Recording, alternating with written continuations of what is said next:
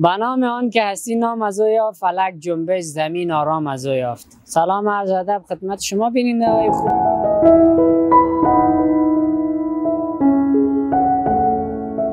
مصور جان دیگه خسته و مانده مزار جان است، از مزار آمده. خب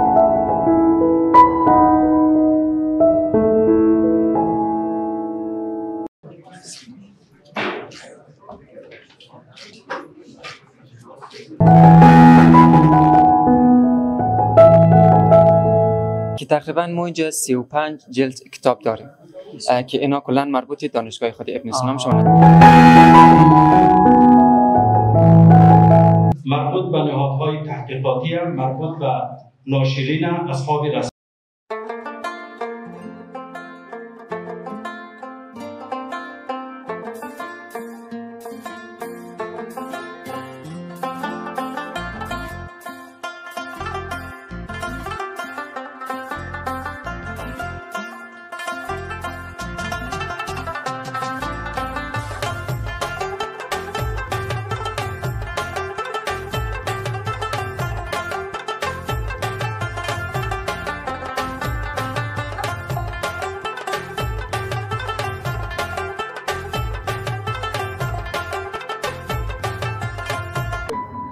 به نام آن که هستی نام از او یافت، فلک جنبش زمین آرام از او یافت. سلام عرض ادب خدمت شما بیننده های خوب برنامه ویژه از چینل یوتیوب آغازان افغانستان. خب دوستان عزیز، این برنامه ویژه ما رابطه در با میراث فرهنگی و فرهنگ مدارا است و همچنان مطالعه کتاب.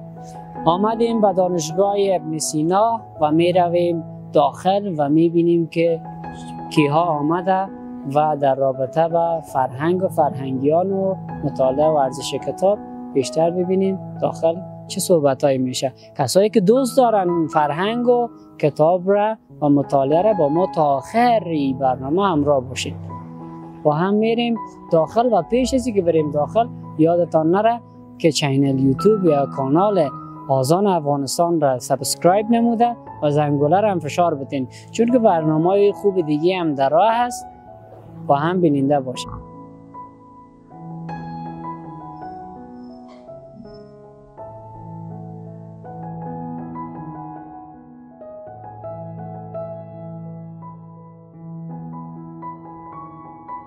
در اینجا میخواستیم بریم داخل. یک دوست عزیز ما رو در کنار ما داریم. سلام. سلام، خوب هستین؟ تشکر، سلامت باشی. یک معرفی کوتاه داشته باش. اسمم سید مصور است، از مزار شریف. بعدن کابل دیگه آمدیم. مصور جان دیگه خسته و مانده مزار جان است، از مزار آمده. خب پس همین رسیدن از دیگه مصور. مصور جان همین لحظه رسیده. مصور جان، موضوع برنامه امروزی ما در رابطه با فرهنگ و مطالعه است. خب به نظر خودت مطالعه برای جوانان، مثلا ما و خودت و جوانایی که ما را میبینن، چه تاثیر دارد در روند زندگیشان؟ مطالعه خب خیلی خوب است، چرا که مطالعه که نداشته باشی دیگه فکرم نداری و کارم که نمیتونی.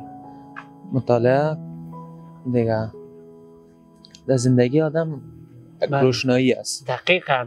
من خودم هم از مزار به خاطر اینمی اسنادای مکتب خود که پانتون برم تا کابل آمدیم.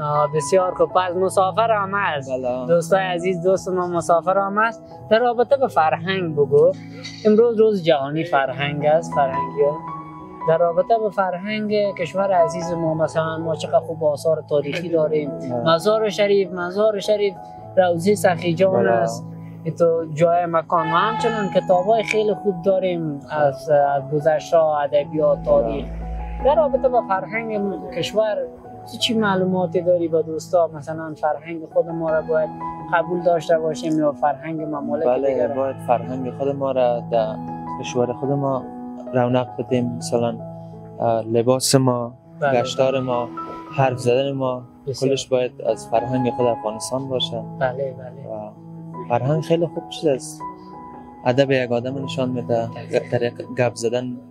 بله. فرهنگ به قول دوست ما همی ادب و رفتار و کرکتر کل مردم یک کشور نشان میده.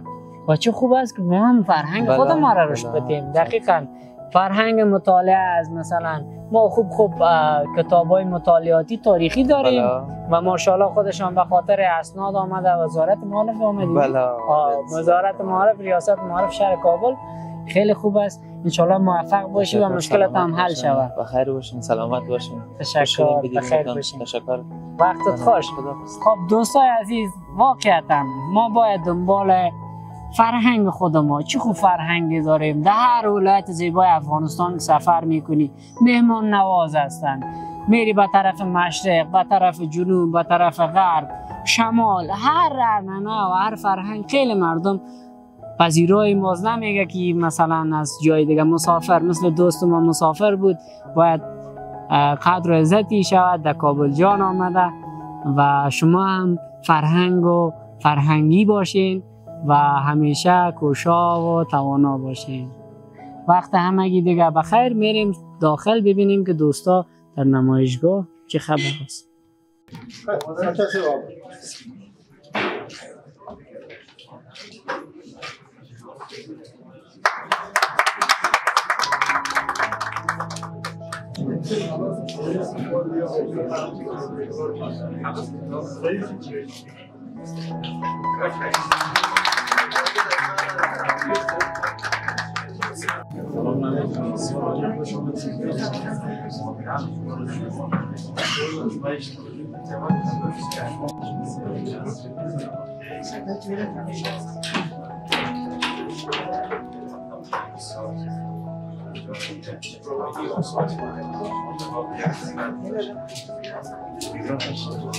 خب دوستای عزیز، تا اینجا آمدیم رسیدیم به نمایشگاه آثار علمی پانتون خصوصی ابن سینا. حالا میریم با یکی از نمایندهایشان اینجا حضور داره، با اینا صحبت خواهیم داشت در رابطه با تحقیقات علمی پانتون و همچنان آثاری که به چاپ رسیده. سلام عرض ادب. سلام خدمت شما. خوب هستین؟ تشکر، شما خوب هستید؟ یک معرفی کوتاه اگر داشته باشید. مصطفی نظری هستم، یک تن از محصلین دانشگاه ابن سینا. خیلی خوب. در رابطه با انتشارات بگوین. اینجا ماشاءالله ما میبینیم گروه تحقیقاتی شما ماشاءالله خیلی کتابا به چاپ رسیده. در رابطه با این گروه تحقیقی علمی تان بگوین که چقدر آثار داری، چقدر طول کشیده، چند سال شده ماشاءالله روی میز همه کتابا گرفتن. بله. خب طبقی که مشاهده میکنین این کتابایی که مربوط از این میز میشه کلا مربوط دانشگاه ابن سینا است که تقریبا ما اینجا 35 جلد کتاب داریم که اینا کلا مربوط دانشگاه خود ابن سینا میشه و نشرات ابن سینا است. بسیار بله. یعنی همش حاصل تحقیقات اساتید و محصلین یعنی دانشگاه است؟ بله، مربوط دانشگاه ابن سینا میشه. خب در رابطه به اینکه تنها علوم سیاسی یا ادبیات است و یا مطالعاتی، یکی مختصر اگر معلومات بدین شامل کدام بخشی کتاب میشن؟ کتاب‌ها شامل مثلا علوم دینی میشه، مثلا علوم سیاسی میشه، انواع و اقسام کتاب‌ها ما اینجا داریم. مربوط اقتصاد میشه. بسیار بسیار خوب. یک چیز جدیدی را که دوستای عزیز من در لابلای سخنان شنیدم، اونجا یکی از نماینده های ماستری از دانشگاه شما گفت ما گروه تحقیقاتی در رابطه با اینکه هوش مصنوی استفاده میکنیم، آیا از هوش مصنوعی استفاده شده از این کتب به چاپ رسیده و تحقیق شده یا خیر، یا میخواین رو جدید روی کار بگیرین؟ نه، از هوش مصنوعی هنوز استفاده نشده ولی روی کار است. میخوام سر از تازه کار کنم. خب بله. چرا که ما در اول اونجا گفتن که از هوش مصنوعی انشالله روز بعدی، چون این نمایشگاه 2 روز است. بله. شما هم که بیننده هستین، این نمایشگاه برای 2 روز است و دوستا میتونن بیان. بله، اصلی معرفی فردا است. فردا ما اینجا برنامه داریم، نمایشگاه کتاب. بسیار خوب. بسیار خوب. اینا با فروش هم هستن؟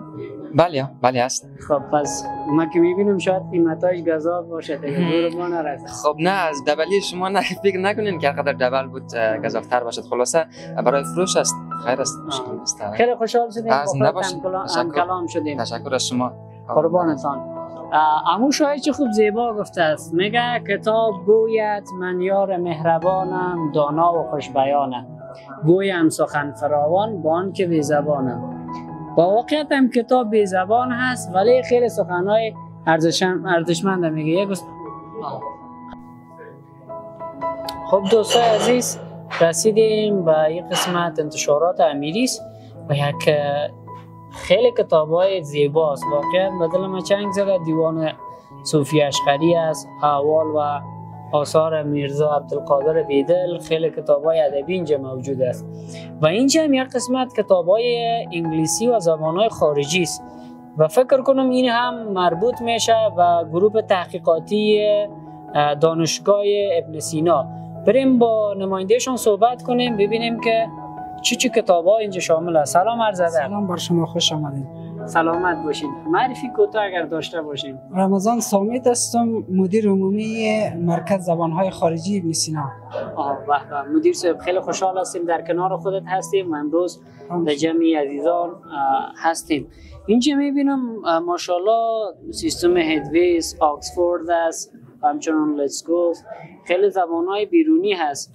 این در خود دانشگاه تدریس میشه و یا گروه تحقیقاتی شما روی یا تحقیق کرده بعد شما خودتان به چاپ رساندید؟ نه، ما یک بخش مرکز زبان‌های خارجی داریم که زیر مجموعه خود دانشگاه است و دفتر ما هم اینجا در خود دانشگاه حضور داره. دیگه یک دپارتمنتی از زبان‌های خارجی خود دانشگاه هست. خب به پس اینا فیلتر شده است و بعد شما اینا تدریس میکنن اینجا؟ بله. سیستم‌های اپدیت و جدید است که اینا را ما نظر به هر مضمون را نظر به لیول سطح دانشگاه تعیین کردیم و آوردیم فعلا همینجا به نمایش گذاشتیم. بسیار خوب بسیار خوب. و جزیره شما مثلا در بخش مکاتب دیگه هم از اینا ما دیدیم استفاده میشه. به نظرتان آکسفورد خیلی چیز داره؟ ما خود گذشته یک سیستم به نام IRC بود که او سیستم خیلی سیستم قدیمی شد. دوستایی که صدای ما را و ما رو میبینن اونا خواندن. وینی که میبینم این سیستم آکسفورد جدید خیلی آسان هم است و خیلی روان هم است. کانورسیشنش هم در مصفحه است، گرامرش هم همه چیزش مثل همون سیستم آکسفورد IRC است. خب یک توضیح بدین که این کتابا با فروش هم هست یا فقط آوردین نمایش؟ این کتابا فعلا برای نمایش هست چون کتابای خود مرکز زبان است که در مرکز زبان تدریس میشه و سیستم آکسفورد یک سیستم اپدیت شده و یک سیستم بین المللی است که فعلا کلی اکثرا نهادهای علمی هم از سیستم آکسفورد استفاده میکنن. بله دقیقاً. دوستان عزیز تشکر از شما. دقیقاً در اکثر کورس ها فعلا در سطح شهر کابل و همچنان معذرت میخوایم کتاب در سطح شهر کابل بیشتر آکسفورد استفاده میکنند. خیلی سیستم آپدیت است. بریم سراغ دوستای دیگه ببینیم که اونا چی کار میکنن. خب دوستای عزیز در کنار ما یکی از محصلین اسبق همین دانشگاه است که فعلا آمده اشتراک کرده در این نمایشگاه. ازشان میپرسیم و معرفی کوتاه ازشان. سلام. تشکر. سلامت باشین. رجب علی فرهمند است. آقای فرهمند خیلی خوشحال هستیم با خودت هم کلام هستیم در رابطه با همین نشرات و همچنان کتب درسی که امروز بود. فرهنگ مطالعه در جامعه فعلی ما به نظر چقدر رشد کرده با وجود همین انتشارات زیادی که داریم؟ ماشاءالله ما امروز چندین مصاحبه داشتیم. فرهنگ مطالعه چقدر از در بین مردم؟ خب مطالعه و کتابخوانی یک نیاز اساسی و مبرم در هر جامعه هست، بخصوص در کشور عزیز ما افغانستان که باید قشر جوان و تحصیل کرده باید زیادتر از هر چیزی و فرهنگ مطالعه و کتابخوانی روی بیارد. اما در شرایط فعلی صادقانه خدمت شما عرض شود که ما فرهنگ مطالعه و کتابخوانی را زیادتر نمیتونیم بگیم که زیاد شده و یا به اوج خود رسیده. دلایل مختلف داره، میتونه فقر باشه، به انگیزه شدن جوانان باشه یا فرار جوانان از وطن و روی آوردن به سایر ممالک. اینا میتونه دلیل برای افت مطالعه و کتابخوانی در کشور ما باشه و متاسفانه منجر به این شده. بله دقیقاً همین قسم است. ما اکثرا میبینیم در جامعه فعلی ما خیلی جوانان هستن بیشتر از مطالعه و گیمایی که مثلا پابجی و چیزا بسیار آغشته هستن. خب در رابطه با همین فرهنگ مدارا یادآوری شد. رابطه به فرهنگ فعلی کشور و این فرهنگ مادارا که باید یکی از محصلین ماستری و در جریان سخنانش اگر شما هم شنیده باشین گفت که باید به رسمیت شناخته شود. خب به نظر شما فرهنگ فعلی کشور ما چگونه میتونیم ریشه محکم مثلا سخنهای مثلا در رابطه به فرهنگ و ما کارکردهای ما مثلا چگونه باشد که ما بتانیم فرهنگ خود را رشد بدیم، ترقی کنیم، بیشتر؟ افغانستان کشور است که با تنوع قومی و تکثر ملیتی قرار داره. چون چیزی مثلا تحت عنوان تساهل و مادارا میتونه بنیاد و اساسی جامعه ما را شکل بده. این میتونه تقویت بین اقوام و ملت ها شود، چون تساهل، مادارا، وحدت و همدیگر پذیری یک اصل زندگی اجتماعی است. زندگی اجتماعی بدون وحدت و تساهل و مادارا ناممکن است، بخصوص در کشورهایی که اقوام و ملت‌های مختلف زندگی میکنند، چون نیاز بیشتر احساس میشه و تامین آن باید در اولویت قرار داشته باشه. مثلا فی المثل در افغانستان. بله پس یعنی باید در قسمت فرهنگ مادارا بیشتر ما هم افراد هم دولت هم ما کوشا باشیم. این میتونه اقوام و ملت‌های مختلف را عرف و عنعنات را به هم نزدیک بکنه، یک حلقه وصل بین اقوام و ملت‌ها و زبان و جغرافیای این سرزمین باشه. این میتونه بسیار برای ما کمک بکنه و بقای و آینده ما. تشکر، سلامت باشید. زنده و سلامت باشید. قربانتان. خواهش می‌کنم. ممنون. با عزت باشید. خب دوستای عزیز، از دوستا هم شنیدیم در رابطه با فرهنگ کتابخوانی و همچنان فرهنگ مدارا. واقعا هم ما در جامعه فعلی باید کوشا باشیم، همدیگر پذیر و رشد افکار فردی و شخصی افراد را رشد و او را پذیرا باشیم و بپذیریم که بتانن اونا رشد کنن و کشور رو به ترقی شود. خب میریم باز جای دیگر هم میبینیم، با ما همراه باشیم. تعامل مساعد است، تعامل سازنده یک جامعه میتواند این مسائل اجتماعی را حل بکنه و ما را راهنمون بسازد به سوی یک جامعه باثبات. د فرهنګي میراثونو ارزښت په کتو د اطلاعات او فرهنګ وزارت د ناملموسو فرهنګي میراثونو په برخه کې څلور فرهنګي میراثونه د یونسکو نړیوال سازمان سره ثبت کړي دي او نور هم هڅه روانه ده چې د افغانستان پر ملموس او ناملموس فرهنګي میراثونه له یاد سازمان سره ثبت.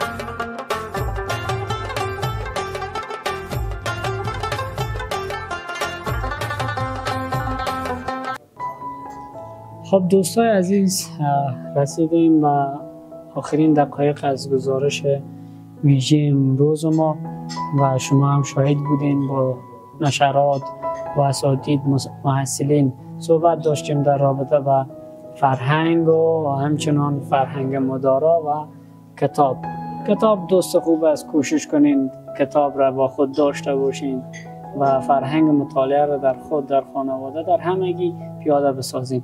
خب ناگزیر هستیم شما را به خداوند کریم و منان بسپاریم و تا یک برنامه ویژه دیگه که باز من احمد زبیر طاهری در خدمت شما و همکار خوبم قرار میگیریم، شما را به خداوند کریم و منان میسپارم. وقت خوش.